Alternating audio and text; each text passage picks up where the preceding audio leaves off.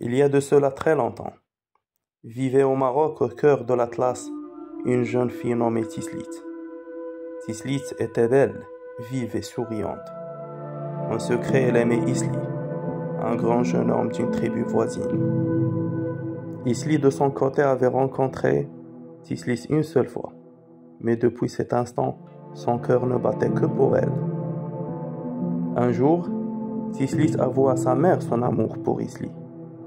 Sa mère écouta, puis en parla un peu plus tard à son mari. Ce même jour, dans le village voisin, Isli expliquait à son père qu'il souhaitait épouser Tislit, mais ni les parents de Isli ni ceux de Tislit n'acceptèrent cette union. Leur amour ne pouvait aboutir parce que les deux tribus étaient en guerre continue, une querelle d'espace qu'ils ont héritée des siècles d'avant. Tislit et Isli se retrouvèrent en cachette ce soir-là sur une petite colline, située entre les deux villages. Tislit pleurait déjà en arrivant auprès de celle qu'elle aimait. En la voyant ainsi, désespérée et sachant très bien que rien ne pourrait faire changer la décision de leurs parents, Isli éclata en sanglots. Les deux amants se vouaient un amour pur, d'une profondeur telle qu'ils ne pouvaient vivre séparés.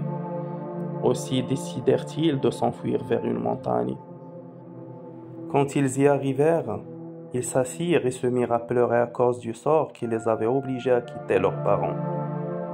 Frères et amis, ils pleurèrent des jours entiers.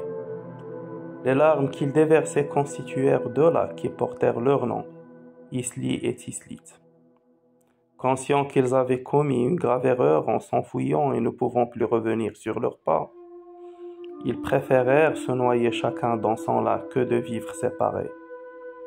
On dit que chaque nuit, ils sortent de leur lac pour se rencontrer.